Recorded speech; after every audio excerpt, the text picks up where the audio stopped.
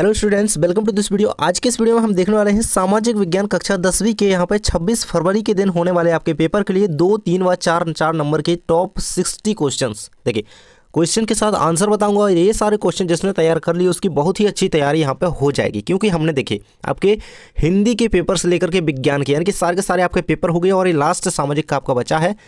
हमने सारे पेपर्स के लिए आपको इंपोर्टेंट क्वेश्चन बताए, हर एक प्रकार से क्वेश्चन बताए, है ना। यानी कि आपके सही विकल्प कंप्लीट करवाए, सही जोड़ियाँ, रिक्त स्थान, सत्य असत्य, सब कुछ कंप्लीट करवाया। 2-2 नंबर के क्वेश्चन, 3-3 नंबर के क्वेश्चन, सब कुछ बताया और पूछा गया है, क्योंकि हमने जो क्वेश्चन बताए हैं बहुत सारे क्वेश्चन पूछे गए हैं और जो विद्यार्थी यहाँ से पढ़ करके गए हैं बहुत ही अच्छे अंक का, है ना, बहुत ही अच्छा पेपर अपना करके आए हैं।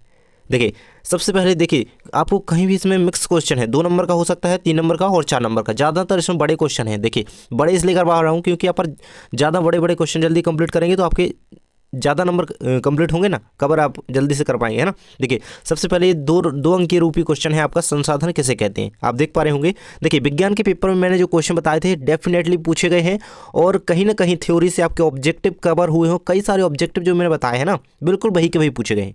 तो आप लोग वीडियो ध्यान से देखिए, आप अभी भी मिला सकते हैं वीडियो से, पेपर को मिलाना है तो, है ना। लेकिन अब वक्त नहीं है तो आप उसमें अभी जाया मत कीजिए, अभी आप ये पढ़िए जो मैं बता रहा हूँ। संसाधन किसे कहते हैं। देखिए, हमारे पर्यावरण में उपस्थित प्रत्येक वस्तु जो हमारी आवश्यकताओं को पूरा करने में प्रयोग की जा सकती है, या कुछ ऐसे साधन जिनको तकनीक की सहायता से अपनी आवश्यकता को पूरा किया जा सके, ऐसे साधनों को हम संसाधन कहते हैं, है ना। तो देखिए, सीधी सी बात है कि मानव की या फिर किसी भी जीव की, मतलब आवश्यकता की पूर्ति जिससे हो जाए, है ना, मतलब जो वस्तु हमारी आवश्यकता की पूर्ति करे वो संसाधन कहलाती है। जैसे मिट्टी हो गया, जल हो गया, वायु हो गई, है ना, स्कूल बैग हो गया, टिफिन हो गया, कोई भी वस्तु, है ना, जैसे मोबाइल ही हो गया, है ना, तो ये संसाधन है ना। तो कोई भी वस्तु जिससे हमारी आवश्यकता की पूर्ति हो, है ना, तो वो संसाधन है। ये सारे उदाहरण आप लिख सकते हैं अपने अकॉर्डिंग। यहाँ पे अगले क्वेश्चन को बढ़ते हैं, मृदा अपरदन किसे कहते हैं। बढ़िया सा मोस्ट इंपोर्टेंट क्वेश्चन है। देखिए, तेज चलती हुई हवाएं और भारी बारिश के कारण मृदा या मिट्टी का क्षय या अपरदन, जिससे मृदा उड़कर अवांछित स्थानों पर पहुंच जाती है। देखिए, अगर देखिए तेज हवाएं चलेंगी तो ऊपर की जो मृदा होती है, आपको पता होगा कि ऊपर कैसी मिट्टी पाई जाती है, ऊपर क्या उपजाऊ मिट्टी पाई जाती है, कहीं भी देख लो आप, ऊपर अच्छी बढ़िया मृदा पाई जाती है, मिट्टी पाई जाती है अच्छी, है ना। और वो क्या होती है, तेज हवा चली, जब तेज हवा आई तो वो ऊपर की मृदा क्या है, उड़ करके दूसरी अवांछित स्थानों पर चली जाती है। अगर भारी बारिश हुई तो इतनी बारिश हो कि धरती उखड़ जाए तो भाई मृदा तो वहाँ करके उड़ करके बह करके कहीं और चली जाएगी, है ना, अवांछित स्थान पर। तो क्या होता है इसमें, यही तो मृदा का क्षय कहलाता है ना। भारी बारिश के कारण, तेज हवाओं के कारण जब मृदा उड़ करके या बह करके अवांछित स्थानों पर चली जाती है, यही जो है मृदा अपरदन या मृदा क्षय कहलाता है। ये आप आंसर लिखेंगे। इसके बाद है आपका जैविक और अजैविक संसाधन। देखिए, तो जैविक संसाधन क्या है, तो जैविक संसाधन जीव मंडल से प्राप्त होते हैं। इनमें जीवन होता है, जैसे मनुष्य, वनस्पति और जीव, मत्स्य पालन, पशुधन, उदाहरण के लिए जंगल और जानवर जैविक संसाधन है ना, जो हमें प्रकृति से प्राप्त हुए हैं, सीधी बात कह सकते हैं, है ना। और अजैविक संसाधन मतलब देखिए, ऐसे नहीं कहेंगे कि जो हमें प्रकृति से प्राप्त हुए, मतलब जिनमें जो यहाँ पे जीव मंडल से प्राप्त होते हैं, ऐसा जिनमें जीवन होता है, खासकर ये बात कहेंगे हम, जिनमें जीवन होता है वो जैविक संसाधन है। और जो अजीवित प्रकार के होते हैं, जैसे चट्टानें हो गई, धातुएं हो गई, है ना, अजैविक संसाधनों में वे सभी चीज़ें शामिल होती हैं जो निर्जीव चीज़ों से बनती हैं। सीधी बात है, यही तो कही जा रही है ना। चट्टानें और धातुएं, भूमि, जल और मिट्टी भी अजैविक संसाधन है। तो याद रखिएगा, जैविक और अजैविक। देखिए, क्वेश्चन ऐसे ही नहीं आएगा कि ये बताइए, क्वेश्चन ऐसे भी आ सकता है कि जैविक संसाधन का उदाहरण लिखिए। क्वेश्चन ऐसे भी आ सकता है कि मत्स्य पालन जो है निम्न में से किस संसाधन का उदाहरण है, आपको ऑप्शन दे दिए, उसमें एक अजैविक संसाधन भी है, तो आप यही टिक लगाएंगे। देख रहे हैं ना, हर प्रकार से क्वेश्चन को देखिए। और यहाँ पे देखिए, क्वेश्चन आ गया कि भूमि और जल किस प्रकार का संसाधन है, उसमें आपको ऑप्शन दे दिए, जैविक संसाधन, अजैविक संसाधन, है ना, ये सारे ऑप्शन दे दिए और सारे, तो आप अजैविक संसाधन याद रखेंगे, है ना। तो आपसे क्वेश्चन आ गया कि जैविक अजैविक संसाधन के उदाहरण लिखिए, तो क्या लिखना है, चट्टाने हो गए, धातुएं, भूमि, जल, मिट्टी, है ना। तो ये क्या है, अजैविक संसाधन। हर तरीके से क्वेश्चन को देखिए, क्वेश्चन को आप 2-3 तरीके से देखिए, किसी भी रूप में क्वेश्चन आ सकता है। देखिए, अगला क्वेश्चन है आपका, तकनीकी और आर्थिक विकास के कारण संसाधनों की अधिक खपत कैसे हुई है। तो तकनीकी और आर्थिक विकास के कारण। देखिए जब टेक्निक बढ़ेगी और विकास होगा, है ना, तो संसाधनों की खपत कैसे हुई, बढ़ेगी ही ना वो तो। चलिए पॉइंट के माध्यम से समझते हैं। देखिए मैंने जितने भी उत्तर लिखे हैं आपके, ज़्यादातर मैंने पॉइंट के हिसाब से दिए हैं। इनमें क्या होता है कि आपको जल्दी याद होते हैं। अगर ऐसी सीधी भाषा लिखी हुई ना रामायण सी, है ना, मतलब ऐसे लिखे हुए ना, सीधे लिखे हुए, उसमें कोई पॉइंट ना हो, पैराग्राफ ना चेंज किया हो, तो वो आपको याद करने में आसानी नहीं होती है। आपको क्या लगता है, आपको यहाँ पे कठिनाई लगती है, मतलब आपको बड़ा लगने लगता है, वो भारी लगता है कि यार ये कैसे होगा इतना लंबा लंबा, है ना। तो ये क्या है, ये पॉइंट में देते हैं ऐसे, तो आपको याद होता है, इसलिए मैंने यहाँ पे पॉइंट में तोड़ करके लिखा है। देखिए संसाधनों की अधिक खपत के लिए तकनीकी और आर्थिक विकास के लिए निम्नलिखित कारक जिम्मेदार हैं। देखिए एक देश के संसाधन उसके औपनिवेशिक शासक के नागरिकों के लिए भी सुलभ थे, जिससे खपत में वृद्धि हुई। देखिए पॉइंट समझिएगा, आपकी बुक के हैं, है ना, ये एनसीईआरटी है तो सीधे से ये पॉइंट समझ में नहीं आएंगे, लेकिन आपको पढ़ करके चलना है अच्छी तरीके से। देखिए तकनीकी प्रगति के परिणाम स्वरूप अकुशल मशीनरी, उत्पादन में वृद्धि और संसाधनों की अधिक खपत भी होती है ना, ये रहेगा। इसके बाद तकनीकी विकास और आर्थिक प्रगति के कारण सभी उम्र में कम मृत्यु दर के कारण जनसंख्या में वृद्धि हुई है। इसके बाद चिकित्सा और स्वास्थ्य देखभाल में देखिए यही तो टेक्निक आगे बढ़ी है, विकास हुआ, आर्थिक विकास हुआ, आर्थिक प्रगति हुई है, तो क्या हुआ, चिकित्सा सुविधाएं बढ़ गई, स्वास्थ्य सुविधाएं बढ़ गई, है ना, जिससे बीमारियां कम हुई और दुर्घटनाएं जो है, दुर्घटनाओं का जल्दी ही यहाँ पे उनसे निजात पा ली गई, है ना। तो क्या होता है, लोग कम मरते हैं। इससे संसाधनों की अधिक खपत में भी योगदान दिया है। मतलब लोग अगर अधिक होंगे, जनसंख्या अधिक बढ़ेगी, तो संसाधनों का भी अधिक से अधिक उपयोग किया जाएगा क्योंकि व्यक्ति ज़्यादा हैं। इसके बाद अगला क्वेश्चन है आपका, पूर्वी तट के नदी डेल्टा में किस प्रकार की मिट्टी पाई जाती है। तो देखिए पूर्वी तट के जो नदी डेल्टा होते हैं उनमें जलोढ़ मिट्टी पाई जाती है। एक ऑब्जेक्टिव यहाँ से कंप्लीट होता है। देखिए वैसे अलग से 2-2 नंबर के क्वेश्चन का वीडियो आने वाला है, तो सब्सक्राइब कर लेना, और 3-3 नंबर के क्वेश्चन का अलग से वीडियो आएगा, सेपरेट वीडियो आएगा, तो वो जा करके देखना है आपको, तो सब्सक्राइब कर लेना, है ना। तो ये तो मैं मिक्स दे रहा हूँ सभी को, है ना। जलोढ़ मिट्टी की 3 प्रमुख विशेषताएं लिखिए। देखिए ये क्वेश्चन अथवा में इस प्रकार से बन सकता है। देखिए पूर्वी तट के नदी डेल्टा में किस प्रकार की, तो जलोढ़ मिट्टी पाई जाती है, याद रखिएगा। और बढ़ते हैं आगे, यहाँ पे देख सकते हैं इसकी विशेषता देख लेते हैं, नीचे पॉइंट दिए गए हैं। देखिए मैंने पॉइंट में लिखा है, मैंने कहा ये देखिए जलोढ़ मिट्टी में रेत, गाद और मिट्टी के विभिन्न अनुपात होते हैं, है ना, कि जो कहा जाए तो रेत और गाद जो होती है इस जलोढ़ मिट्टी में भरपूर मात्रा में जो है पाई जाती है। इसके बाद ये मिट्टी बहुत उपजाऊ होती है। ये तो सही बात है कि जलोढ़ मिट्टी जो होती है बहुत ही उपजाऊ मिट्टी होती है। इसकी उच्च उर्वरता के कारण जलोढ़ मिट्टी के क्षेत्रों में गहन खेती की जाती है और घनी आबादी होती है ना। तो घनी आबादी तो होगी ही, क्योंकि अगर जो मिट्टी उपजाऊ है तो वहाँ जाकर के लोग रहेंगे और उस पर खेती करेंगे, है ना, तो वहीं ना जाएंगे। तो इसलिए इस मिट्टी में पोटास, फॉस्फोरिक एसिड और चूना पर्याप्त मात्रा में जो है पाया जाता है, जो गन्ना, धान, गेहूँ और अन्य अनाज और दलहनी फसलों के लिए की वृद्धि के लिए जो है आदर्श है ना, ये याद रखेंगे। तो ये हो गई आपकी जलोढ़ मिट्टी की 3 प्रमुख विशेषताएं। आप याद रखिए कि जलोढ़ मिट्टी में रेत और गाद जो है यहाँ पे भरपूर मात्रा में पाए जाते हैं, यानी कि विभिन्न इनके अनुपात होते हैं, मतलब इन्हीं से मिलकर के बनी होती है। और क्या होता है इसमें, और धातुओं के रूप में अगर देखें, मतलब ये तत्वों के यौगिकों के रूप में देखें तो उनमें पोटास हो गया, फॉस्फोरिक एसिड हो गया, है ना, चूना हो गया, चूना पोटास याद रखिए आप, है ना। ये मिट्टी बहुत उपजाऊ होती है, सीधी बात है। ये 3 पॉइंट हो गए ना, आसानी से जो आपको जल्दी याद हो वो देखिए पहले, है ना। इसके बाद आपका खादर और बांगर में अंतर स्पष्ट कीजिए। देखिए बहुत बार ये क्वेश्चन आया है और करके रख लेना है, 2 नंबर के रूप में क्वेश्चन रट लेना, अच्छी तरीके से इसको याद कर लेना। देखिए ये क्या होते हैं, बांगर जो होते हैं नए जलोढ़ होते हैं, और जो खादर होते हैं वो प्राचीन जलोढ़ होते हैं, यानी कि पुराने जलोढ़ होते हैं। इसके बाद जलोढ़ आप देख ही चुके हैं, जलोढ़ एक मिट्टी है ना। इसके बाद कंकड़ और कैल्शियम कार्बोनेट अधिक बारीक व रेतीली होती है। क्या ये प्राचीन हो जाती है ना, तो ये रेतीली बन जाती है, और बार बार नवीकरण नहीं होता, बार बार नवीकरण होता है। नदी से दूर ऊंचे स्तर पर पाई जाती है, नदी के पास डेल्टा तथा बाढ़ निर्मित मैदानों में पाई जाती है ना। तो क्या है, देखिए बांगर जो होती है नदी से दूर पाई जाती है ना, ऊंचे स्तरों पर, और ये होती है जो कि पानी के पास ही पाई जाती है ना। बाढ़ जहाँ पे होती है वहाँ पे ये पाई जाएगी। कौन सी मिट्टी होती है, ये अधिक बारीक होती है और रेतीली होती है, खादर की बात की जा रही है। इसके बाद आपकी काली मृदा, है ना। काली मिट्टी की विशेषताएं लिखनी है। इसमें क्या होता है, कपास उगाने के लिए आदर्श मृदा है, मतलब कपास की खेती, कॉटन की खेती होती है जो कपास मिट्टी में अच्छी होती है।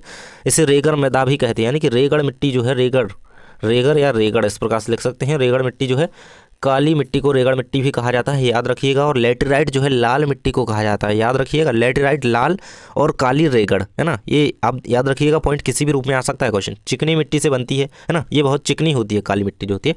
फॉस्फोरिक तत्व प्रायः कम मिलते हैं इसमें, है ना, इनकी जो है फॉस्फोरिक तत्वों की मात्रा जो है कम होती है। तो ये रहेंगे 4 इसमें इसकी विशेषताएं, याद रखिएगा। ये कपास उगाने के लिए आदर्श है, रेगड़ मृदा भी इसका नाम दूसरा है, चिकनी मिट्टी से बनती है, फॉस्फोरिक तत्व जो है कम इसमें पाए जाते हैं। इसके बाद है आपका अगला क्वेश्चन, जैव विविधता क्या है। तो सीधी सी बात है, देखिए अगर एक नंबर में क्वेश्चन आ रहा है कि जैव विविधता क्या है ना, एक वाक्य में दे दिया तो लिख देना है कि जीवों में पाई जाने वाली विविधता को, है ना, ये लिखा है जाने वाली, है ना, जाने वाली विविधता को जैव विविधता कहते हैं। तो इतना याद रखिए बस एक नंबर के रूप में। और अगर 2 नंबर में क्वेश्चन आया, 3 नंबर में क्वेश्चन आया तो लिखना है, ये तो लिख ही देना है ऐसे कोटेशन टाइप ऊपर से, मतलब टीचर समझ जाएगा कि बच्चे को आता है अच्छी तरीके से। और उसने फिर आगे लिखा है जैव विविधता किसी दिए गए पारिस्थितिक तंत्र, है ना, तंत्र के भीतर या पूरे ग्रह पर जीवन रूपों की भिन्नता की डिग्री है। मतलब देखिए हमारे चारों ओर पर्यावरण में, हमारे पारिस्थितिक तंत्र में विभिन्न प्रकार के जीव पाए जाते हैं, है ना, तो उन्हीं जीवों में पाई जाने वाली वही विभिन्नता, है ना, जीवों में पाई जाने वाली वही विविधता जो है वो जैव विविधता कहलाती है। तो यही आपको याद रखना है। इसके बाद बढ़ते हैं अगले क्वेश्चन की ओर। विस्तार पूर्वक बताएं कि मानव क्रिया किस प्रकार प्राकृतिक वनस्पति जाति और प्राणी जगत के ह्रास के कारक हैं। ये रहेगा क्वेश्चन। आपका आंसर देख सकते हैं, पॉइंट में मैंने बताया है, देख सकते हैं। तो का आंसर रहेगा मानव अपने स्वार्थ के अधीन होकर कभी ईंधन के लिए तो कभी कृषि के लिए वनों को अंधाधुंध काटता है। इससे वन्य वनस्पति तो नष्ट होती ही है, साथ ही वन्य जीवों का जो है प्राकृतिक आवास भी छिन जाता है ना। मानव जो है अपने स्वार्थ के लिए कहा जा रहा है, क्योंकि कहा ही जाए क्योंकि शहरीकरण के लिए क्या करता है मानव, इससे वनों को काट देता है, पेड़ों को काट देता है, जिससे क्या है पेड़ तो नष्ट होते ही हैं, है ना, साथ ही वन्य जीव जो होती हैं जंगल में रहने वाले जानवर, उनका प्राकृतिक आवास यानी कि उनका घर भी छिन जाता है ना। इसके बाद उद्योगों का कूड़ा कचरा खुले स्थानों पर फेंक दिया जाता है, तब भूमि प्रदूषण होता है। वनों के वृक्षों के अंधाधुंध कटने से पर्यावरण को भी नुकसान पहुंचता है, जैसे वर्षा का कम होना, है ना, और वायु का जहरीला होना। पशुओं के अतिचारण से भी वनस्पति जगत को नुकसान पहुंचता है, क्योंकि इससे प्राकृतिक वनस्पति पनप नहीं पाती और वह स्थान धीरे धीरे और बाहर हो जाता है। ये रहेगा आपका आंसर इसका, है ना। मानवीय क्रियाएं किस प्रकार वनस्पति और प्राणी जगत को जो है ह्रास कर रही है। इसके बाद अगला क्वेश्चन आपका संसाधन किसे कहते हैं, संसाधनों के प्रकार बताइए। वैसे देखिए 2 नंबर का क्वेश्चन के रूप में केवल यही बताया था, लेकिन अगर आपके प्रकार साथ में पूछे जा रहे हैं तो ये 4 नंबर में क्वेश्चन बनेगा। हमारे पर्यावरण, मैंने आपको संसाधन समझा दिया, कोई वस्तु जिसके जो हमारी आवश्यकताओं की पूर्ति करती है वो संसाधन कहलाती है। आप इतना याद रखिए बस, है ना।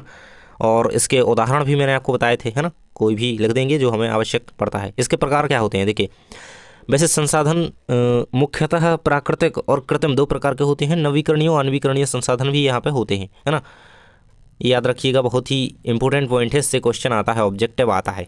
इसके बाद है आपका संकटाग्रस्त जातियों के नाम, है ना, विलुप्त जातियों के नाम लिखिए। ऐसी जातियाँ जो कि अब खत्म होने की कगार पर हैं, लुप्त होने की जो है कगार पर हैं, तो उन्हें जो है विलुप्त जातियाँ कहा जाता है। जो प्रजाति लुप्त होने के कगार पर हो उसे संकटाग्रस्त प्रजाति कहते हैं। उदाहरण के लिए क्या है, काला हिरण हो गया, मगरमच्छ हो गया, भारतीय जंगली गधा हो गया, भारतीय गेंडा हो गया, शेर हो गया, पूंछ वाला बंदर, है ना, संगाई, मणिपुरी हिरण आदि जो है, तो काला हिरण, है ना, तो ये सारे जो हैं यहाँ पे विलुप्त जातियां हैं जो कि संकटाग्रस्त हैं, ये लुप्त होने की कगार पर हैं। तो ये सारी प्रजातियां हैं, उनके नाम याद रखिएगा। 2 नंबर के रूप में क्वेश्चन बनेगा। उद्यान व वन्य जीव अभ्यारण्य में अंतर दीजिए। देख सकते हैं उद्यान और अभ्यारण्य में साथ साथ अंतर लिखा हुआ है। उद्यान, राष्ट्रीय उद्यान जो होता है, वन्य जीव अभ्यारण्य, दोनों को जानवरों के संरक्षण के लिए बनाया गया है ना। ये दोनों जो होते हैं, उद्यान हो गया, राष्ट्रीय उद्यान और अभ्यारण्य, बनाए तो दोनों जो है जानवरों के संरक्षण के लिए गए हैं, है ना, जिसमें हम जानवरों को जान मान का ख्याल रख उन्हें बचा करके रखते हैं, है ना, उन्हें सुरक्षित वहाँ पे रखते हैं। इसके बाद है राष्ट्रीय उद्यान ज़्यादा सुरक्षित होता है, जबकि वन्य जीव अभ्यारण्य उतना अधिक सुरक्षित जो है नहीं होता है ना, इसमें सुख सुविधाएं ज़्यादा होती हैं राष्ट्रीय उद्यान में। इसके बाद है राष्ट्रीय उद्यान वन्य जीव अभ्यारण्य की अपेक्षा अधिक शक्तिशाली होता है ना, क्योंकि राष्ट्रीय उद्यान ये राष्ट्रीय है, समझ पा रहे हैं आप, तो ये इसमें जो है ये शक्तिशाली अधिक होता है, मतलब इसमें सुविधाएं जो है अन्य की अपेक्षा अधिक होती हैं। चिपको आंदोलन पर टिप्पणी लिखिए, बहुत ही इंपॉर्टेंट क्वेश्चन है और 3 नंबर में क्वेश्चन तैयार कर लेना। देख सकते हैं यहाँ पे, चिपको आंदोलन पर्वतीय क्षेत्रों में रहने वाले लोगों तथा वनों को अलग करने की नीति का परिणाम है। यह आंदोलन हिमालय की पर्वत श्रृंखला में गढ़वाल के रैनी नामक गांव में घटित एक घटना से प्रारंभ हुआ था। यह घटना जो है 1917 में घटित हुई थी। तो देखिए चिपको आंदोलन की घटना कब हुई थी, 1917 में घटित हुई थी, और लकड़ी के ठेकेदार और स्थानीय लोगों के बीच विवाद प्रारंभ हुआ। गांव के समीप के वृक्षों को काटने का अधिकार उसे दे दिया गया, मतलब किसी ठेकेदार को, है ना, ठेकेदार को दे दिया गया। एक निश्चित दिन ठेकेदार के आदमी वृक्ष काटने के लिए आए। वहां पर रहने वाले निवासी पुरुष वहां नहीं थे। वहां की महिलाएं फौरन वहां पहुंच गईं और उन्होंने पेड़ों को अपनी बाहों में भरकर ठेकेदार के आदमियों को वृक्ष काटने से रोका। वे पेड़ों से चिपक गई थी, इसलिए विचलित होकर ठेकेदार को अपना काम बंद करना पड़ा, इसीलिए उसे चिपको आंदोलन कहा जाता है। ये रहेगा आपका आंसर। इसके बाद है किस मौर्य शासक ने प्रमुख रूपों से जल संसाधनों के लिए निर्माण करवाया था? तो चंद्रगुप्त मौर्य ने। आंसर याद रखेंगे, ऑब्जेक्टिव में ऐसे बनेगा कि किस मौर्य शासक ने प्रमुख रूप से जल संसाधनों के लिए निर्माण करवाया था? तो चंद्रगुप्त मौर्य आंसर रहेगा इसका। अब इसके बारे में देख लेते हैं, है ना। तो बृहद स्तर पर बांध, झील एवं सिंचाई तंत्रों का जो है निर्माण इन्होंने करवाया था। मोस्टली याद रखेंगे, जल संसाधन के लिए मौर्य शासक कौन थे जिन्होंने निर्माण कराया? चंद्रगुप्त मौर्य। इसके बाद है दिल्ली का हौज खास कब और किसने बनवाया? इल्तुतमिश, है ना। तो इल्तुतमिश ने दिल्ली का हौज खास बनवाया था। इल्तुतमिश की पुत्री का नाम क्या था? रजिया सुल्तान, याद रखेंगे नाम, है ना, रजिया सुल्तान, है ना, इल्तुतमिश की पुत्री का नाम। इसका है 14वीं शताब्दी में इल्तुतमिश ने दिल्ली में श्री फोर्ट क्षेत्र में जल की सप्लाई के लिए हौज खास, एक विशिष्ट तालाब जो है बनवाया था। तो हौज खास का निर्माण किसने? तो इल्तुतमिश ने करवाया था। ऑब्जेक्टिव में कंप्लीट करवाए हैं मैंने। 11वीं शताब्दी में सबसे बड़ी कृत्रिम झील कहाँ बनाई गई? तो आंसर देख सकते हैं, अपने समय की सबसे बड़ी कृत्रिम झीलों में से एक भोपाल झील 11वीं शताब्दी में बनाई गई थी, है ना। देखिए ये प्रश्न यहीं से आ गया है, अलग करना चाहिए था इसको। लेकिन किस राज्य में हर घर छत वर्षा, देखिए हर घर में छत पर जो है वर्षा जल संग्रहण के लिए अनिवार्य कर दिया है? किस सरकार ने? तो तमिलनाडु सरकार ऐसी सरकार है जिसने कहा है कि वर्षा जल, मतलब बारिश का जल जो बरसे उसे अपने छत पर संग्रहित करके रखिए, जिससे जल संग्रहण बढ़ेगा। तो यही यहाँ पे कहा जा रहा है इस क्वेश्चन में। ये आप आंसर भी इसका देख सकते हैं, है ना। तमिलनाडु एक ऐसा राज्य है जहाँ पर पूरे राज्य में हर घर में छत वर्षा जल संग्रहण ढांचों का बनाना अनिवार्य कर दिया गया है। इस संदर्भ में दोषी व्यक्तियों पर कानूनी कार्रवाई हो सकती है, क्योंकि ये सरकार ने लागू किया है ना। सही एक कदम है। इसके बाद अलवणीय जल हमें कहाँ से प्राप्त होता है? तो अलवणीय जल हमें सतही अपवाह और भौमजल स्रोत से प्राप्त होता है, जिनका निरंतर नवीकरण और पुनर्भरण जलीय चक्र द्वारा होता है। ये आंसर इसका रहेगा। इसके बाद है जल संरक्षण के लिए कृषि क्षेत्र में किस क्रांति की आवश्यकता है? तो कृषि क्षेत्र में जल संरक्षण के लिए तो शुष्क कृषि तकनीकों तथा सूखा प्रतिरोधी फसलों के विकास द्वारा अब कृषि क्षेत्र में क्रांति लाने की जो है आवश्यकता है, क्योंकि जल संरक्षण करना आवश्यक है और कृषि क्षेत्र में उसके लिए हमें एक क्रांति लाने की आवश्यकता है ना। क्योंकि जो सूखा क्षेत्र बढ़ रहा है ना, तो ये कृषि की शुष्क टेक्निक्स हैं जो, उनके लिए सूखा प्रतिरोधी फसलों के विकास द्वारा अब कृषि क्षेत्र में एक क्रांति लाने की आवश्यकता है। सकते हैं भाखड़ा नागल परियोजना का महत्व लिखिए। इसके बाद इसका उत्तर है यह वैज्ञानिक तरीकों से बड़े पैमानों पर जल प्रबंधन का एक अच्छा उदाहरण है। देखिए भाखड़ा नागल परियोजना है जो विश्व का सबसे ऊंचा बांध है और भारत का सबसे बड़ा बांध है, याद रखिएगा। यहाँ पे देख सकते हैं। और इस बांध के पीछे बनी झील में 7,80,000 हेक्टेयर मीटर पानी एकत्र किया जा सकता है। इस बांध में 1100 किलोमीटर लंबी नहरें निकाली गई हैं। इन नहरों की 3400 किलोमीटर लंबी जल वितरिकाएँ हैं। इनमें 14 लाख हेक्टेयर भूमि की सिंचाई होती है। नंगल नाम के स्थान पर जल विद्युत केंद्र बनाया गया है। इसमें विद्युत उत्पादन भी होता है ना। ये परियोजना भाखड़ा नागल बांध विशेषकर इसलिए ही बनाया गया था क्योंकि वहाँ से अच्छा बिजली उत्पादन किया जा सके और साथ ही सिंचाई के लिए जल उपलब्ध कराया जा सके, है ना। तो हिमाचल प्रदेश हो गया, पंजाब, हरियाणा, राजस्थान, दिल्ली, तो ये सारे राज्य हैं जिन्हें भाखड़ा नागल परियोजना से जो है बहुत ही ज़्यादा लाभ मिलता है। और ये यहाँ पे बिजली हो गई जैसे, तो इन राज्यों में यहाँ से बिजली जाती है, मतलब इनका लाभ होता है इन राज्यों का इससे, है ना। और जल की आपूर्ति भी इसके द्वारा इनकी की जाती है।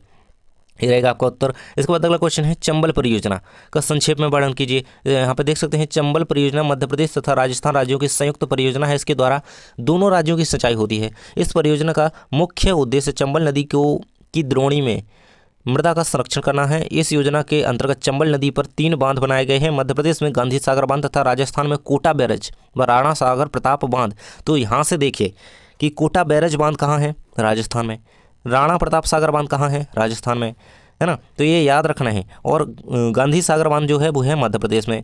और सरदार सरोवर बांध मैंने आपको बताया था, सरदार सरोवर बांध ये कहाँ है? गुजरात में है, याद रखिएगा, गुजरात में है ये, है ना। और ये नर्मदा नदी पर बना हुआ है। अच्छी तरीके से याद रखेंगे क्योंकि ये क्वेश्चन आएगा, है ना। तो ये रहेगा आपका। और जो चंबल परियोजना है इसकी क्षमता है लगभग 5 लाख हेक्टेयर, है ना। इसमें सिंचाई कर सकता है इतने क्षेत्र की।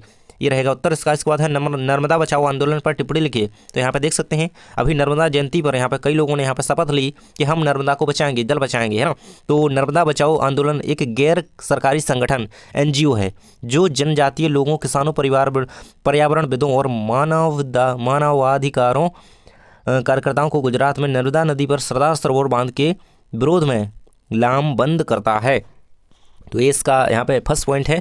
नर्मदा बचाओ आंदोलन के बारे में। इसके बाद second point, third point, 5 point के माध्यम से आप देख सकते हैं, यहाँ पे देख सकते हैं कि मुख्य रूप से शुरू में यहाँ यह आंदोलन जो है जंगलों में बांध के पानी में डूबने जैसे पर्यावरणीय मुद्दों पर से केंद्रित था। हाल ही में इस आंदोलन का लक्ष्य बांध से विस्थापित निर्धन लोगों को सरकार से संपूर्ण पुनर्वास सुविधा दिलाना हो गया है ना। यदि अगर बांध से या नर्मदा जल से किन्हीं लोगों को समस्या आती हैं, निर्धन लोगों को समस्या आती हैं, तो सरकार द्वारा संपूर्ण पुनर्वास की सुविधाएं है ना दिलाना इस जो है नर्मदा बचाओ आंदोलन का प्रमुख उद्देश्य हो गया है और साथ ही इसे लेकर के चल रहे हैं। यहाँ पे देख सकते हैं आगे लोगों ने सोचा कि उनकी यातनाएं व्यर्थ नहीं जाएंगी, विस्थापन का शोक यह विश्वास करके स्वीकार किया कि सिंचाई के प्रसार से वे मालामाल हो जाएंगे, है ना। इसके बाद है प्रायः रेहंद के उत्तरजीवियों ने कहा कि उन्होंने अपने कष्टों को राष्ट्र के लिए कुर्बानी के रूप में स्वीकारा है। तो ये सारे पॉइंट रहेंगे इसके नर्मदा बचाओ आंदोलन के बारे में। टिप्पणी आपने यहाँ पे कंप्लीट कर दी। इसके बाद है जर्मनी की एकीकरण की प्रक्रिया का वर्णन कीजिए। तो यहाँ पे देख सकते हैं फर्स्ट है आपका आरंभ विलियम प्रथम के प्रशा के सिंहासन पर आसीन होगा। तो ये जर्मनी की एकीकरण की प्रक्रिया है ना, ये यहाँ पे पॉइंट के माध्यम से बताई है। तो आरंभ में क्या हुआ कि आरंभ विलियम है ना, विलियम प्रथम जो थे कि प्रशा के सिंहासन पर आसीन होना और बिस्मार्क द्वारा जर्मन एकीकरण की भूमिका तैयार करना। तो ये पॉइंट में लिख सकते हैं या फिर आप उसमें सीधे ही लिखते जाएं। और वियना कांग्रेस एकीकरण की में बाधाएं हुई, बाधाएं तो कई आई, और बिस्मार्क द्वारा ऑस्ट्रिया, फ्रांस आदि पराजित विश्व शक्तियों को तटस्थ किया गया व एकीकृत जर्मनी का एक राष्ट्र के रूप में उभरना। तो यही जर्मनी का एकीकरण है। यहाँ पे बाधाएं भी आई, उसमें वियना कांग्रेस का भी साथ रहा और एकीकरण की भूमिका यहाँ पर बिस्मार्क द्वारा निभाई गई। तो ये सारा रहेगा इसका। इसके बाद है इटली की एकीकरण की प्रक्रिया का वर्णन करें, इसके मार्ग में आने वाली मुख्य बाधाएं क्या थी। तो देख सकते हैं यहाँ पे कुल 4 चरणों में यहाँ पे इटली का एकीकरण हुआ। तो 4 चरणों के माध्यम से समझाया गया है। यहाँ पे देख सकते हैं एकीकरण की प्रक्रिया क्या थी। 1832 में काबूल सार्डिनिया का प्रधानमंत्री बना, फ्रांस से संधि, ऑस्ट्रिया पराजित व 1859 में लोवाडो को राज्य में मिला लिया गया, है ना। द्वितीय चरण में क्या होगा कि मोडेना, टस्कनी, पार्मा आदि का जनमत संग्रह द्वारा सार्डिनिया में विलय हुआ, मतलब सार्डिनिया में इनको भी मिला लिया गया, है ना, जनमत संग्रह द्वारा। तो ये रहेगा। इसके बाद है तृतीय चरण 1860 में गैरीबाल्डी द्वारा सिसिली व नेपल्स पर विजय पाई गई। इसके बाद है आपका वेनेसिया व रोम पर अधिकार। फिर इसके बाद क्या हुआ, इटली का एकीकरण कंप्लीट हो गया है। पूरा क्वेश्चन इतना रहेगा। इसके बाद इटली के एकीकरण में क्या क्या बाधाएं आई, मतलब ये सारा तो हुआ ही, ये अच्छा हुआ, लेकिन बाधाएं क्या आई, इसमें विडंबनाएं क्या क्या पैदा हुई, ये देखेंगे। राजनीति विखंडन का लंबा इतिहास, विदेशी शक्तियों का आधिपत्य, पोप का शासन, वियना कांग्रेस, है ना, अनुदारवादी शासक। तो ये सारा लिखेंगे आप बाधाओं में। इसके बाद है आपका ब्रिटेन में राष्ट्र राज्य का निर्माण एक लंबी प्रक्रिया का परिणाम किस प्रकार था, है ना। तो यह किसी उथल पुथल या क्रांति का नहीं, एक लंबी चलने वाली प्रक्रिया का नतीजा था, है ना। पहले निर्जातीय पहचान, राष्ट्र की अहमियत व सत्ता में वृद्धि, और 1668 में राजतंत्र से संसद द्वारा ताकत छीने जाना। ये कुछ कारण यहाँ पे बताए हैं, है ना, किस प्रकार था, ये परिणाम था। तो ये यहाँ पे पॉइंट के माध्यम से बताया गया है ना। राष्ट्र के प्रतीक, झंडा व राष्ट्रगान को बढ़ावा, ये रहेगा आपका। इसके बाद है आपका अगला क्वेश्चन 25वें नंबर का है, फ्रांसीसी क्रांति का न केवल फ्रांस पर अपितु पूरे विश्व पर गहरा प्रभाव पड़ा, समीक्षा कीजिए। तो फ्रांस पर तो प्रभाव पड़ा ही, और साथ ही साथ विश्व पर भी इसका प्रभाव पड़ा। तो देखेंगे फ्रांस पर इसका क्या प्रभाव पड़ा। तो किसका देखेंगे यहाँ पे, फ्रांसीसी क्रांति का। तो फ्रांसीसी क्रांति का लोकतांत्रिक शासन की स्थापना, इस पर बहुत गहरा प्रभाव पड़ा। इसके बाद है लोक कल्याणकारी कार्य जो है, इन पर भी प्रभाव पड़ा। देख सकते हैं समानता, स्वतंत्रता, भातृत्व से भरे नए समाज की नींव, नवीन कानून संहिता लागू, नेशनल असेंबली का गठन, आर्थिक एकीकरण, कानून के समक्ष बराबरी, संपत्ति का अधिकार सुरक्षित। ये सारे यहाँ पे कुछ यहाँ पे प्रभाव बताए गए हैं। मध्यम वर्ग का उदय हुआ, उदारवादी विचारधारा का प्रारंभ हुआ। ये सारे जो है प्रभाव पड़े फ्रांसीसी क्रांति से, है ना। सूती वस्त्र उद्योगों के उद्योगीकरण का ब्रिटेन में क्या प्रभाव पड़ा। देख सकते हैं आयात शुल्क के कारण ब्रिटेन में भारतीय कपास के आयात में तेजी से कमी आई, है ना, और भारतीय वस्त्रों को अंतर्राष्ट्रीय बाजारों में भारी प्रतिस्पर्धा का जो है सामना करना पड़ा, है ना। बाद में निर्माण किए गए सूती उत्पादों के निर्यात में कमी आने के पश्चात ब्रिटिश निर्माताओं ने बहुत ही सस्ती कीमत पर भारत से कपास का आयात आरंभ कर दिया, है ना। ये था आपका। इसके बाद है कॉर्न लॉ क्या था, है ना, कॉर्न लॉ क्या था, उसे क्यों समाप्त किया गया, इसकी समाप्ति के क्या परिणाम हुए। तो मक्का के आयात पर पाबंदी, यही कॉर्न लॉ था, है ना। कॉर्न लॉ क्या था, मक्का की आयात पर पाबंदी लगा दी गई। यह है आपका पॉइंट कॉल लॉ। यह है भूस्वामियों के दबाव में किया गया है ना, तो ये तो होता ही था पहले, है ना। जो जमीन के स्वामी हुआ करते थे उनके दबाव में कई कार्य जो है किए गए। लोग इस कानून से नाराज थे क्योंकि खाद्य पदार्थों की कीमतें बहुत ऊंची थीं, है ना। मक्का की आयात में पाबंदी लगा दी गई और ये पहले सस्ता होता था, जब पाबंदी लगा दी जाएगी तो महंगा तो हो गई ना। और इसी प्रकार से लोग भी नाराज हुए क्योंकि खाद्य पदार्थ और भी महंगे महंगे होते गए, है ना, कीमतें ऊंची हो गई। इसके बाद है कॉर्न लॉ की समाप्ति के बाद ब्रिटेन में आयातित खाद्य पदार्थों की लागत यहाँ पैदा होने वाले खाद्य पदार्थों से भी कम थी, जिसके कारण ब्रिटिश किसान आयातित माल की कीमत का मुकाबला नहीं कर सकते थे। अमेरिका महाद्वीप की खोज किसने की? तो कोलंबस ने की थी, आप याद रखेंगे, क्रिस्टोफर कोलंबस। इसके बाद है उस यूरोपीय देश का नाम लिखिए जिसने अमेरिका पर विजय प्राप्त की। स्पेन ने, है ना। अमेरिका पर विजय प्राप्त करने वाला यूरोपीय देश स्पेन, याद रखेंगे। इसके बाद है आपका भूमंडलीकृत विश्व के बनने में मदद देने वाले कोई दो कारक बताइए। तो व्यापार, काम की तलाश में एक जगह से दूसरी जगह जाते लोग, और पूंजी जो है भूमंडलीकृत विश्व बनने में मदद देने वाले दो कारक हैं, है ना। ये जो कारण है व्यापार है जैसे, तो इससे भूमंडलीकृत विश्व का निर्माण होगा। पूंजी है, इससे भी होगा, है ना। और लोग जब इधर उधर जाएंगे, काम करेंगे, तो इससे भी एक भूमंडलीकृत विश्व बनेगा। ऐसे पॉइंट हैं। इसके बाद है ब्रिटेन की अर्थव्यवस्था का प्रथम विश्व युद्ध के क्या प्रभाव पड़े, मतलब ब्रिटेन की अर्थव्यवस्था पर प्रथम विश्व युद्ध का क्या प्रभाव पड़ा। देख सकते हैं यहाँ पे, युद्ध के बाद भारतीय बाजार में अपनी वर्चस्व वाली स्थिति को प्राप्त करना ब्रिटेन के लिए कठिन हो गया था। ब्रिटेन को विश्व स्तर पर अब जापान से भी मुकाबला करना था। अमेरिका से लिए गए कर्जे की वजह से ब्रिटेन युद्ध के बाद भारी विदेशी कर्जे में डूब गया। तो ये सारे कुछ जो है प्रभाव पड़े प्रथम विश्व युद्ध के बाद, क्योंकि ब्रिटेन काफ़ी उस समय ब्रिटेन की अर्थव्यवस्था जो है चरमरा गई थी। युद्ध के कारण आया आर्थिक उछाल एवं शांत होने लगा, तो उत्पादन गिरने लगा और बेरोजगारी जो है बढ़ने लगी। युद्ध जब होता है तो विनाश ही विनाश होता है, कुछ अच्छा नहीं होता है। तो देख सकते हैं यहाँ पे आर्थिक उछाल आया, मतलब आर्थिक स्थिति जो है वो नीचे कर गई उनकी, और उछाल शांत होने लगा। मतलब जब उछाल था उनकी अर्थव्यवस्था में वो शांत होने लगा, वो नीचे गिरने लगा और उत्पादन जो है गिरने लगा, और बेरोजगारी तो बढ़ेगी ही फिर, जो कि भारत में तो है ही। इसी प्रकार इसी समय सरकार ने भारी भरकम शांतिकालीन करों के सहारे उनकी भरपाई करने की कोशिश की। इन प्रयासों से रोजगार भारी मात्रा में समाप्त हो गए। ये रहेगा इसका यहाँ पे आंसर कि प्रथम विश्व युद्ध के निम्नलिखित यहाँ पे जो है प्रभाव पड़े थे ब्रिटेन की अर्थव्यवस्था पर। इसके बाद है आर्थिक महामंदी के कारण बताइए। तो देख सकते हैं महामंदी की शुरुआत 1929 से हुई और यह संकट 30 के दशक के मध्य तक बना रहा। इस दौरान दुनिया के ज़्यादातर हिस्सों में उत्पादन, रोजगार और आय व्यापार में बहुत बड़ी गिरावट दर्ज की गई। कब आर्थिक महामंदी कब आती है? जब भाई यही सब होता है। क्या क्या होता है? रोजगार, आय, व्यापार में बहुत बड़ी गिरावट आए, तभी तो कहेंगे आर्थिक महामंदी, है ना। तो ये कब हुआ था? 1929 में, है ना। समझ पा रहे हैं यहाँ पे 1929 से यहाँ पे हुआ था। और यहाँ पे है युद्धोत्तर विश्व अर्थव्यवस्था बहुत कमज़ोर हो गई थी। यहाँ पे जब ये युद्ध के वक्त चल रहे थे तभी ये सब हुआ। कीमतें गिरी तो किसानों की आय घटने लगी और आमदनी बढ़ाने के लिए किसान अधिक मात्रा में उत्पादन करने लगे, फिर भी कीमतें नहीं बढ़ रही थीं। देख सकते हैं बहुत सारे देशों ने अपनी निवेश संबंधी ज़रूरतों को पूरा करने के लिए अमेरिका से कर्जा लिया।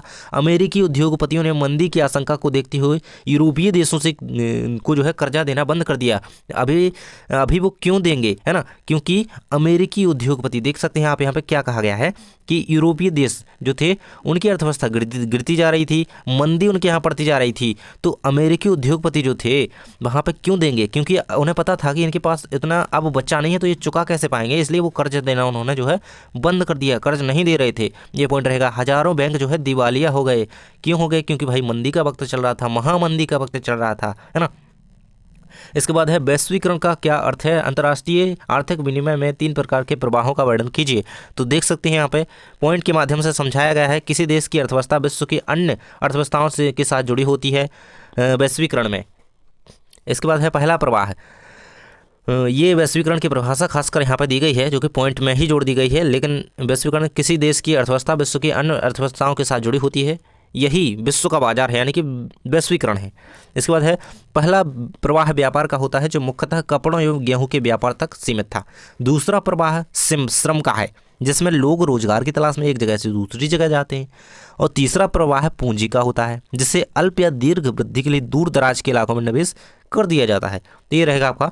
इसके बाद है ब्रेटन वुड्स समझौते का क्या अर्थ है, समझाइए। तो यहाँ पे देख सकते हैं 1944 में अमेरिका स्थित न्यू हैम्पशायर के ब्रेटन वुड्स नामक स्थान पर संयुक्त राष्ट्र मौद्रिक एवं वित्तीय सम्मेलन में बनी थी अंतर्राष्ट्रीय मुद्रा कोष और विश्व बैंक की स्थापना हुई। ये यहाँ पे इसका अर्थ लिखा हुआ है ब्रेटन वुड्स समझौते का, है ना। और उसी समय क्या हुआ, अंतर्राष्ट्रीय मुद्रा कोष और विश्व बैंक की स्थापना हुई और ब्रेटन वुड्स व्यवस्था निश्चित विनिमय दरों पर आधारित होती थी। तो ये सारा रहेगा इसके बारे में। इसके बाद है अफीम युद्ध, है ना, युक्त नहीं, अफीम युद्ध हुआ था का क्या अर्थ है। चीन पर अफीम युद्ध के प्रभावों का वर्णन कीजिए। तो अफीम युद्ध का अर्थ, जब इंग्लैंड ने चीनियों पर अफीम आयात करने का दबाव डाला तो दोनों देशों के बीच संघर्ष किया गया, जिसको जो है अफीम युद्ध कहा जाता है। याद रखिएगा, जल्दी से कमेंट बॉक्स में बताओ कि अफीम युद्ध किन दो देशों के बीच हुआ था, है ना, किन दो देशों के बीच अफीम युद्ध हुआ था। और कमेंट में जरूर से कुछ लिखा करिएगा ताकि हमें कुछ मोटिवेशन मिले आपके लिए अगला वीडियो बनाने के लिए। देख सकते हैं। और चाइना के ऊपर अफीम युद्ध के क्या प्रभाव पड़े, तो चीनियों का शारीरिक व नैतिक पतन हुआ। चीन को हजाने के रूप में 5 बंदरगाह ब्रिटिश व्यापारियों के लिए खोलने पड़े और बिना किसी अवधि के हांगकांग को ब्रिटेन को सौंप दिया गया, है ना। तो ये सारे जो है परिणाम भुगतने पड़े चाइना को, प्रभाव पड़े इस पे चाइना पे। तो अफीम युद्ध का ये परिणाम था, ये आप देख सकते हैं। तो ये इंग्लैंड और चीनी के बीच यहाँ पे जो है अफीम युद्ध यहाँ पे था। उसके बाद है भारतीय संविधान में केंद्र और राज्यों के बीच शक्तियों का बंटवारा किस प्रकार किया गया है। तो संघ सूची, प्रतिरक्षा, विदेश, बैंकिंग, संचार, मुद्रा आदि राष्ट्रीय महत्व के विषय राज्य सूची, पुलिस, व्यापार, वाणिज्य, कृषि, सिंचाई, प्रांतीय महत्व के लिए समवर्ती सूची, शिक्षा, वन, मजदूर, ये सारा दिया गया है। शक्तियों वे विषय हैं जो ऊपर की 3 सूचियों में नहीं हैं, जिन पर कानून बनाने का अधिकार केंद्र सरकार को है।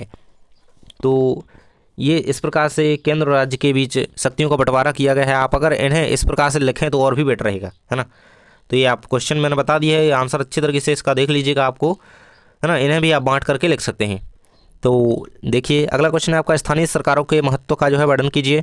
पॉइंट दिए गए हैं, अनेक समस्याओं का निपटारा स्थानीय स्तर पर हो जाता है ना। सीधे आपको सुप्रीम कोर्ट नहीं जाना पड़ता है, इसीलिए स्थानीय सरकार रखी जाती है ना। इसके बाद है आपका, लोगों को इस बात की जानकारी होती है कि पैसा कहाँ और कैसे खर्च करना है। स्थानीय स्तर पर लोगों को फैसले में सीधे भागीदार बनना संभव हो जाता है ना। ठीक बात है ये तो। इसमें है सत्ता में अधिक से अधिक लोगों को भागीदार बनाना स्थानीय शासन सत्ता के विकेंद्रीकरण के अनुरूप है। स्थानीय संस्थाओं के चुनाव नियत समय पर नहीं कराए जाते थे, है ना। ये सारे पॉइंट रहेंगे। स्थानीय सरकारों का जो है महत्व यहाँ पे बताया गया है। इसके बाद है आपका, एकात्मक और संघात्मक सरकारों के बीच अंतर स्पष्ट कीजिए। तो यहाँ पे इस प्रकार से तो नहीं लिखा है, लेकिन अंतर आपको नीचे दिया गया है। ये एकात्मक के पॉइंट रहेंगे, नीचे आपको संघात्मक के पॉइंट दिए गए हैं। तो देखेंगे, पहले एकात्मक को देख लेते हैं। इसमें केंद्र सरकार जो है शक्तिशाली होती है, इसमें केंद्रीय सरकार अपेक्षाकृत जो है कमज़ोर होती है ना। अपेक्षाकृत, इसकी अपेक्षाकृत मतलब इसमें जो एकात्मक शासन व्यवस्था क्या है, इसमें होती है केंद्र सरकार के पास इसका पूरा शक्ति होती है, दायित्व होता है, ये रहेगा। इसके बाद सेकंड पॉइंट आपको दिया गया है एकात्मक का, इसमें इसके अंतर्गत संविधान संशोधन केंद्र सरकार कर सकती है ना। और इसमें केंद्र सरकार अकेले संविधान संशोधन जो है नहीं कर सकती, उसे यहाँ पे राज्य सरकार का, है ना, और लोगों का जो है वो ओपिनियन लेना पड़ेगा, है ना। ये रहेगा इसमें। शक्तियाँ एक जगह पर केंद्रित होती हैं, शक्तियाँ कई स्तरों पर जो है विभाजित होती हैं, क्योंकि ये केवल केंद्र सरकार का काम नहीं है, एक केंद्र का ही है, तो वहीं पर होंगी ना एक जगह।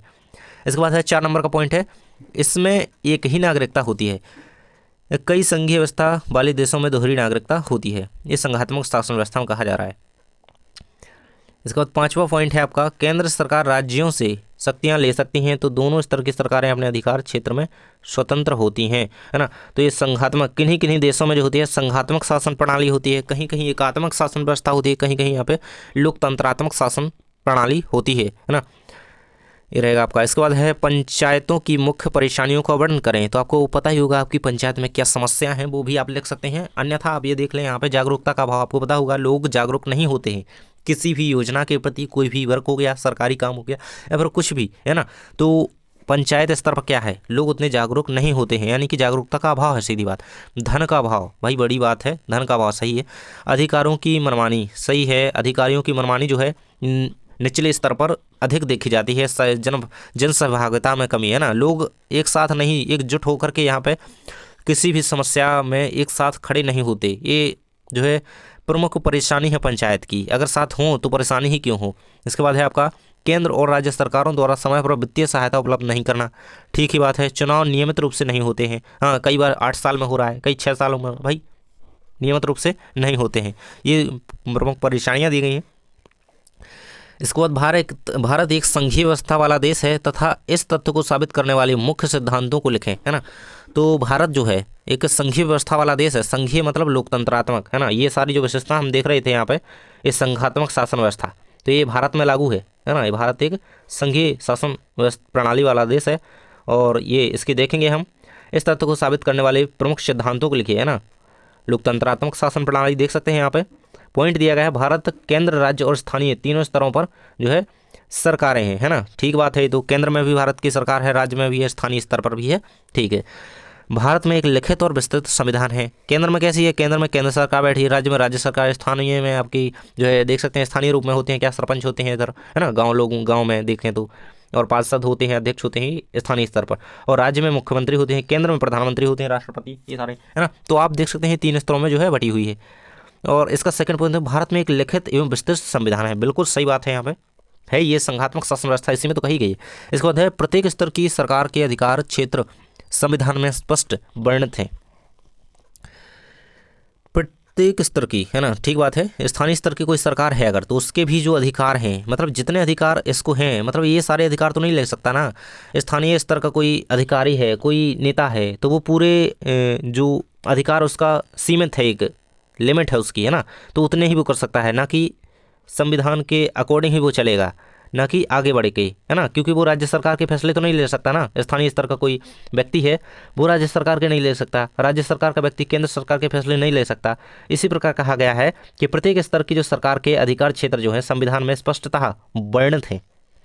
इसके बाद है आपका संविधान के मौलिक प्रावधानों को कोई एक स्तर की सरकार अकेले नहीं बदल सकती है, ये बिल्कुल सही बात है। ना ही अगर मोदी जी चाहें तो वो संविधान के मौलिक प्रावधानों को नहीं बदल सकते, अगर यहाँ पे सीएम मोहन यादव चाहें तो वो भी संविधान के प्रावधानों को नहीं बदल सकते हैं, है ना। आपके क्षेत्र के कोई भी यहाँ पे नेता हो, मुखिया हो, कोई भी, वो अकेले यहाँ पे संविधान के किसी भी, है ना, किसी भी प्रावधान को यहाँ पे चेंज नहीं कर सकते हैं, है ना। तो ये यहाँ पे कोई एक सरकार अकेले ही ये नहीं बदल सकती है, ये रहेगा ठीक ठाक यहाँ पे। इसके बाद है सर्वोच्च न्यायालय की संविधान की व्याख्या का अधिकार है, सर्वोच्च न्यायालय की संविधान की व्याख्या का अधिकार है ना। यहाँ पे मैं होना चाहिए, ये इसका पॉइंट रहेगा सर्वोच्च न्यायालय का। इसके बाद है आपका केंद्र और राज्य सरकारों के बीच विधायी शक्तियों को संघ सूची, राज्य सूची और समवर्ती सूची में बांटा जाना है।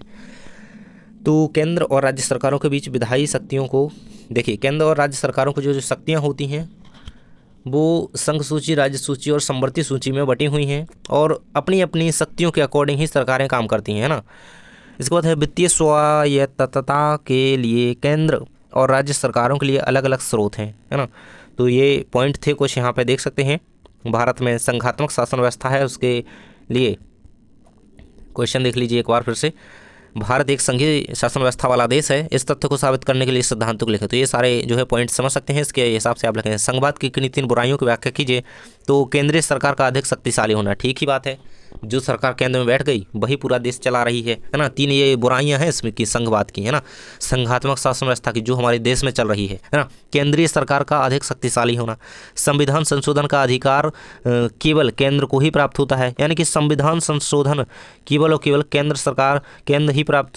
को ही प्राप्त होता है। मतलब ये कर सकते हैं लेकिन उन्हें अकेले नहीं कर सकते, समर्थन सबका लेना पड़ेगा, है ना। तो ये अधिकार जो है केंद्र को ही प्राप्त है। इसके बाद संसद को अधिक अधिकार होना, क्या है कि जो केंद्र में सरकार रहेगी ना, जैसे अभी क्या है बीजेपी की सरकार है, तो संसद पे सबसे अधिक किसका अधिकार है, केंद्र सरकार का अधिकार है। यही तो संघात्मक शासन व्यवस्था में, ये इसकी बुराइयां हैं, इसकी बुराइयों की बात कर रहे हैं हम, है ना। एक उसमें अच्छाइयाँ नहीं बताई गई हैं, ये यहाँ पे इसकी बुराइयाँ बताएंगे। धन संबंधी अधिकारों का केंद्र के पास अधिक होना, जो वित्त की बात होती है ना भाई, वो यहाँ पे केंद्र के पास उचकेगी ज़्यादा, है ना, मतलब वहीं पे रहेगी, उसके पास अधिक होना इसका दायित्व अधिकार, है ना। इसके बाद अगला, केंद्र सरकार या राज्य सरकारों के मामले में अनावश्यक हस्तक्षेप। तो ये भी है यहाँ पे, इसकी एक बुराई ही है संघवाद की कि केंद्र या राज्य सरकारों के मामलों में जो है हस्तक्षेप अनावश्यक, किसी भी बिना कारण के। इसके बाद है संघीय व्यवस्था की 4 विशेषताओं का वर्णन कीजिए। तो सरकार एक से अधिक प्रकार की होती है, सत्ता का विभाजन होता है, प्रत्येक सरकार का अपना क्षेत्राधिकार निश्चित होता है और दोनों सरकारें एक ही नागरिक समूह पर शासन करती हैं। तो ठीक ही बात है, दोनों सरकारें एक ही, मतलब हम यहाँ पे हैं तो अगर सरकार बनी हुई है तो नागरिक समूह तो वही रहेगा, वो तो चेंज नहीं हो जाएगा। प्रत्येक सरकार का अपना क्षेत्राधिकार निश्चित होता है। अगर मध्य प्रदेश की सरकार है, सीएम मोहन यादव है, तो उनका क्षेत्राधिकार जो है ये केवल और केवल एमपी है। यूपी में वो अपना राज नहीं चला सकते, मतलब यूपी में वो अपना अधिकार, अपने अधिकारों का इस्तेमाल जो है इस प्रकार से नहीं कर सकते कि वो यह वहाँ के कोई हैं, मुख्यमंत्री हैं या फिर कुछ भी, है ना, जैसी शक्तियाँ वो यहाँ पे यूज कर सकते हैं। तो एक सत्ता का जो है क्षेत्राधिकार होता है निश्चित, सत्ता का विभाजन होता है, सत्ता बटी हुई होती है, पता है। सरकार एक से अधिक प्रकार की होती है, आपको पता ही है सरकार के प्रकार। इसके बाद भारत की भाषा नीति की कुछ 4 विशेषताएं लिखिए। तो देख सकते हैं संविधान में किसी भी भाषा को राष्ट्रभाषा का दर्जा नहीं दिया गया है। भारतीय संविधान में 22 भाषाओं को अनुसूचित भाषा का दर्जा दिया गया है, मतलब भारतीय संविधान में 22 भाषाओं को जो है लिखा गया है, 22 भाषाएं हैं। इसके बाद है केंद्र सरकार ने हिंदी के साथ अंग्रेजी को राजकीय कामों में प्रयोग की अनुमति दी है ना, लेकिन ऐसा नहीं होना चाहिए, हिंदी को सर्वोपरि रखा जाना चाहिए। हिंदी को बढ़ावा देने की केंद्र सरकार की नीति, लेकिन दूसरे राज्यों पर हिंदी को थोपा नहीं जा सकता, है ना, ये भी है, क्योंकि हर जगह हिंदी तो नहीं समझ जाएगी और स्थानीय भाषा का भी प्रयोग वहाँ पे किया जाना चाहिए। विकेंद्रीकरण के क्या लाभ हैं, कोई 3 लाभ बताइए। तो विकेंद्रीकरण का अर्थ है सत्ता का बंटवारा, है ना। तो विकेंद्रीकरण का अर्थ पॉइंट में लिखा दिया है। विकेंद्रीकरण के तानाशाही प्रवृत्ति की समाप्ति होती है, इसके लाभ बताए गए हैं। विकेंद्रीकरण से क्या होता है, तानाशाही प्रवृत्ति की समाप्ति होती है ना। अगर सत्ता का बंटवारा कर दिया जाए तो अगर कोई तानाशाह है ना, तो उसकी जो प्रवृत्ति होती है तानाशाही प्रवृत्ति, अगर कोई तानाशाही प्रवृत्ति चला रहा है अपनी सरकार में, तानाशाही के रूप में बैठा हुआ है, तो उसकी जो है समाप्ति होती है अगर सत्ता का जो है विकेंद्रीकरण कर दिया जाए, है ना, सत्ता को बांट दिया जाए। स्थानीय स्तर पर समस्याओं का समाधान हो जाता है। प्रजातांत्रिक मूल्यों को शक्ति मिलती है, सही बात है। प्रजातंत्र क्या ही रह गया जब कोई तानाशाह रहेगा तो, है ना, तो ये रहेगा आपका। इसके बाद है भारत में पंचायती राज की 3 विशेषताओं का वर्णन कीजिए। स्थानीय स्तर पर सरकारों का गठन, समस्याओं का स्थानीय स्तर पर निपटारा, ये बड़ी ठीक ठाक बातें हैं। इसके बाद है समय तथा धन की बचत, स्थानीय लोगों को अपनी जिम्मेदारी का एहसास और जागरूकता, तो ये आपके पॉइंट दिए गए हैं, है ना। इसके बाद है पंचायत की 3 परेशानियों को लिखिए। तो जागरूकता का अभाव, पंचायतों के चुनाव से गुटबंदी की शुरुआत, धन का अभाव, अधिकारियों की मनमानी, ये तो बिल्कुल सारे वही पॉइंट हो गए जो हमने पंचायत में सुने थे, है ना। 3 परेशानियाँ, वो क्वेश्चन था एक और पीछे जो भी थे। इसके बाद है मुद्रा का अर्थ तथा कार्य का जो है वर्णन कीजिए। तो देख सकते हैं मुद्रा विनिमय के माध्यम से रूप में स्वीकारी जाती है, जैसे नोट, सिक्के आदि। तो ये हो गए कार्य भी हो सकता है ना। मुद्रा के कार्य देखें, मूल्य का मापन करना, मूल्य का संचय करना, स्थगित भुगतान का मान, साख का आधार, यह राष्ट्रीय आय का वितरण करती है ना। यह तरलता प्रदान करती है। देखिए अभी तक वीडियो को लाइक नहीं किया है तो लाइक कर दीजिए, क्योंकि यहाँ तक वीडियो में आ चुके हो तो लाइक तो कर ही दो। हर एक क्वेश्चन को समझा रहा हूँ अच्छी तरीके से। इसके बाद अगला क्वेश्चन है आपका, गृह ऋण लेने के लिए ऋणी को कौन कौन सी औपचारिकताएं करनी पड़ती हैं, है ना। अगर आपको होम लोन लेना है तो आपको कौन कौन सी औपचारिकताएं करनी होंगी। उससे पहले आय के स्रोत का प्रमाण देना होगा, भाई आपके पास कितनी इनकम है जो हम आपको ऋण दे दें, है ना, ये आपको बताओ पहले। रोजगार का रिकॉर्ड देखना, नए मकान के कागज बैंक को सौंपना, है ना। इसके बाद देख सकते हैं वहाँ, मतलब जहाँ पे आप मकान बना रहे हैं वहाँ के कागज बैंक के पास जमा करना। बैंक संतुष्ट नहीं होता है तो वह 1 या 2 व्यक्तियों की गारंटी लेता है, मतलब गवाह के तौर पर 1-2 लोगों को ले जाइए, है ना। गारंटी देने वालों से ऋण का भुगतान लिया जाता है ना। जो गारंटी देंगे तो उनसे ऋण का भुगतान लिया जाएगा अगर बाद में कुछ होता है या फिर कुछ भी, है ना, ऐसा। इसके बाद है समर्थक ऋणाधार क्या है, उदाहरण सहित बताइए। तो उधारदाता, उधार प्राप्तकर्ता से समर्थक ऋणाधार लिखा हुआ है ना, ऋणाधार के रूप में परिसंपत्तियों की मांग करता है जिन्हें बेचकर वह अपनी ऋण राशि की ऐसी वसूली कर सके। परिसंपत्तियां ही समर्थक ऋणाधार कहलाती हैं। उदाहरण कृषि भूमि, जेवर, मकान, है ना। समर्थक ऋणाधार मतलब हम कुछ अपना जेवर गिरवी रख देते हैं, हम अपनी भूमि, मकान, पशुधन, है ना, तो ये सारा जो है हम गिरवी रख करके जब हम ऋण लेते हैं ना, हम गए किसी के पास, अपनी अंगूठी है जैसे कोई सोने की रिंग है हमने रख दी, है ना, कोई साहूकार हो गया या पर कोई भी जिनके पास पैसे हमने दे दिया उन्हें, या फिर अपनी ज़मीन के कागजात दे दिए, है ना, गिरवी रख दिए, और हम कुछ पैसे लेकर के जा रहे हैं, उन्हें वक्त दे दिया कितने बाद लौटा देंगे, तब तक आप हमारी ज़मीन का ये रखिए, ये, है ना। तो ये है जो है समर्थक ऋणाधार जो है कहलाता है। इसके बाद है आपका क्या कारण है कि कुछ व्यक्तियों या समूहों को बैंक कर्ज देने के लिए तैयार नहीं होती है। तो यहाँ पे क्या होता है, ग्रामीण क्षेत्रों में बैंकों की अनुपस्थिति, है ना, जहाँ बैंक ही नहीं है तो भाई ये तो रहेगा ही कि व्यक्ति या समूह को बैंक कर्ज नहीं दे पाती है। तो ये एक पॉइंट दे दिया गया, बट ऐसा है भी क्षेत्रों में, कई क्षेत्रों में, ग्रामीण क्षेत्रों में है कि बैंक नहीं है भी, पर वहाँ पे नहीं मिल पाता है।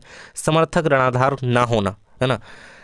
इसके बाद है जरूरी कागजात ना होना। ये तो बड़ी बात है, बहुत ही ठीक बात कही गई है, क्योंकि ग्रामीण क्षेत्रों में क्या होता है कि जरूरी कागजात, ग्रामीण क्षेत्र ही क्या, बड़े बड़े स्तर पर भी, शहरों में भी लोगों के पास कागजात नहीं होते हैं। इसके बाद ऋण की शर्तें पूरी ना कर पाना, यानी कि आप बैंक ऋण दे रही है तो उसकी पूरी पॉलिसीज आपको जो है माननी पड़ेंगी। आई एग्री पर क्लिक करना पड़ेगा भाई, ऋण की शर्तें पूरी ना कर पाना। इसके बाद है आपको वस्तु विनिमय प्रणाली की कोई 3 सीमाएं बताइए। तो वस्तु विनिमय के लिए दोहरे संयोग की शर्त का पूरा होना आवश्यक है। धन या मूल्य के संचयन में कठिनाई, ये सीमाएं बताई गई हैं इसकी। अविभाज्य वस्तुओं का विनिमय करना, वस्तुओं को भविष्य में प्रयोग के लिए संग्रहित करना लंबे समय तक, है ना। सेवाओं का मूल्य निर्धारण व विनिमय में कठिनाई, तो इस सारी सीमाएं बताई गई हैं यहाँ पे। वस्तु विनिमय की याद रखिएगा, वस्तु विनिमय प्रणाली क्या है, बहुत ही इंपोर्टेंट क्वेश्चन है, कई बार आया है। साख के औपचारिक व अनौपचारिक क्षेत्र की विशेषताएं बताइए। तो साख के औपचारिक क्षेत्र, पॉइंट दिए गए हैं, देख सकते हैं 1 2 3 4 इसके, 1 2 3 4 इसके पॉइंट दिए गए हैं। इसमें क्या होता है, बैंक सहकारी समितियां, इसमें महाजन साहूकार रिश्तेदार, ये जो है अनौपचारिक क्षेत्र के अंतर्गत, मतलब अनौपचारिक क्षेत्र के अंदर अपने आसपास के लोग आते हैं ये। और इसमें जो होता है एक कोई संस्था हो गई या फिर ऐसे साख क्षेत्र के अंतर्गत। इसके बाद है आपका पूर्व निश्चित दर, निश्चित ब्याज दर। इसके बाद इसका पॉइंट क्या कह रहा है, नीचे जा। इसके बाद है अनिश्चित व अधिक ब्याज दर, है ना। बैंक से अगर हम कर्ज लेते हैं तो उसमें एक निश्चित जो है ब्याज दर होती है, वो कह देते हैं कि हम इतना ही ब्याज दर लेंगे। और अगर हमने किसी साहूकार, महाजन, रिश्तेदार, इनसे अगर हमने कर्जा लिया तो इनका कोई निश्चित नहीं है कि उतना ही लेंगे, क्या पता कह दें कि इतने साल हो गए हम तो इतना लेंगे ब्याज, है ना। तो ये अनिश्चित होता है यहाँ पे। इसके बाद है उधार लेने वाले का कोई शोषण नहीं होता है, अगर टाइम टाइम पे चुका दिया तो बाद में ऐसे कुछ ज़्यादा, है ना, बैंक के द्वारा। और यहाँ पे कर्ज जाल में फंसने की संभावना, है ना, इसमें शोषण भी होता है। और ऋण वापसी के लिए अनावश्यक दबाव नहीं है, कर्ज जाल में फंसने की संभावना। और यहाँ पे मारकाट भी हो जाती है अनौपचारिक क्षेत्र में, समझ रहे हैं। और ये रहेगा बैंक का। इसके बाद समझ सकते हैं वस्तु विनिमय प्रणाली की 3 सीमा बताइए। तो वैसे मैं ये ऊपर दिखा चुका हूँ, नीचे क्वेश्चन शायद रिपीट हो चुका है। अगले क्वेश्चन की बढ़ते हैं। यहाँ पे मनरेगा 2005 के उद्देश्यों की व्याख्या कीजिए।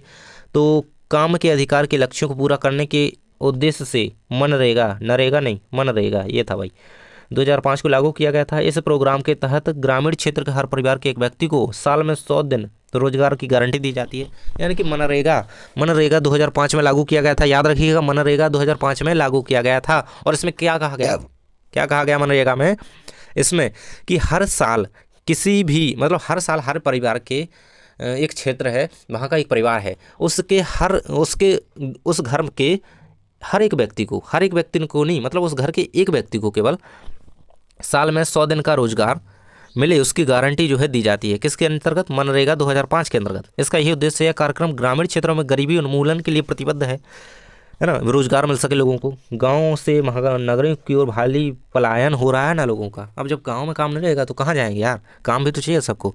यहाँ पे देख सकते हैं अगला क्वेश्चन है आपका, राष्ट्रीय ग्रामीण रोजगार गारंटी 2005 अधिनियम के 3 प्रावधान बताइए। तो सरकार द्वारा वर्ष में 100 दिन के रोजगार की गारंटी यहाँ पे दी गई थी। काम उपलब्ध न होने की स्थिति में बेरोजगारी भत्ता देना, ग्रामीण क्षेत्रों में वरीयता देना, भविष्य में भूमि से उत्पादन बढ़ाने में मदद करने वालों को मदद करना। तो ये सारा रहेगा इसका। इसके बाद है आपका प्राथमिक क्षेत्र से आपके समझते हैं इस क्षेत्र के किन्हीं 4 गतिविधियों को सूचीबद्ध करें। तो प्राकृतिक संसाधनों का प्रत्यक्ष उपयोग पर आधारित अनेक गतिविधियों को प्राथमिक क्षेत्र कहा जाता है। तो प्राथमिक क्षेत्र का प्रमुख उदाहरण जो है कृषि है, डेयरी है, मत्स्य है, वानिकी है। तो देखिए क्वेश्चन आ जाता है प्राथमिक क्षेत्र के उदाहरण लिखिए। तो लिखना है कृषि, डेयरी, मत्स्य पालन हो गया, वानिकी हो गई। तो ये सारे जो है प्राथमिक क्षेत्र के अंतर्गत आते हैं। देखिए ये रहेगा, इसमें प्राकृतिक वस्तु का उत्पादन होता है। कृषि, खेती कर रहे हैं तो प्रकृति ही है, प्राकृतिक वस्तु है ना। इसके बाद हम मत्स्य, मछली पालन हो गया, तो वो भी जो है प्राकृतिक है। इसके बाद प्रच्छन्न बेरोजगारी से आप क्या समझते हैं, शहरी एवं ग्रामीण क्षेत्रों में उदाहरण देकर समझाइए। तो यहाँ पे देख सकते हैं प्रच्छन्न बेरोजगारी बताई गई है, जब एक श्रमिक काम तो कर रहा है लेकिन उसकी क्षमता का पूरा उपयोग नहीं हो पाता है, ऐसी स्थिति को प्रच्छन्न बेरोजगारी कहा जाता है। ऐसी स्थिति में एक श्रमिक किसी खास काम में इसलिए लगा रहता है क्योंकि उसके पास उससे बेहतर करने को कुछ नहीं है। मतलब सीधी बात है कि व्यक्ति काम करना चाहता है लेकिन उसका मन वहाँ पे लग नहीं रहा है और उसे जबरन काम करना पड़ रहा है, ज़बरदस्ती टाइप से काम करना पड़ रहा है, क्योंकि करना है उसे भाई, मजबूरी है ना। तो ये सारी जो स्थिति होती है वो प्रचंड बेरोजगारी कहलाती है। इस स्थिति में श्रमिक के पास कोई विकल्प नहीं होता है, बल्कि किसी खास काम को करने की मजबूरी होती है। गांव में ऐसा अक्सर देखने को मिलता है कि जिस खेत पर काम करने के लिए एक दो लोग काफ़ी होते हैं, उसी खेत पर कई लोग काम करते रहते हैं। अतिरिक्त लोग उस खेत पर इसलिए काम करते रहते हैं क्योंकि उनके पास करने को कोई बेहतर विकल्प नहीं होता है। यह छुपी हुई बेरोजगारी या एक जीवंत उदाहरण है। बिल्कुल सही बात की जा रही है, क्योंकि कई लोग और काम करने के योग्य होते हैं लेकिन उनके पास वो नहीं है, अवेलेबल नहीं है, मतलब वो उसके लायक हैं लेकिन वो फिर भी उन्हें नहीं मिल पा रहा है किसी कारणवश, है ना। तो वो भी उस खेत में काम कर रहे हैं जाकर के। तो ये एक छिपी हुई बेरोजगारी या प्रचंड बेरोजगारी से कहा गया है। और शहरी क्षेत्र में क्या होता है, शहरी क्षेत्रों में किसी दुकान पर आपको कई भाई काम करते मिल जाएंगे। उनको अलग अलग दुकान चलाना चाहिए, लेकिन सही अवसर के अभाव में उन्हें एक ही दुकान पर काम करने को बाध्य होना पड़ता है। तो ये सारे जो हैं उदाहरण ग्रामीण और शहरी क्षेत्र के आधार पर बता दिए। इसके बाद लास्ट क्वेश्चन है आपका, खुली और प्रचंड बेरोजगारी में विभेद कीजिए।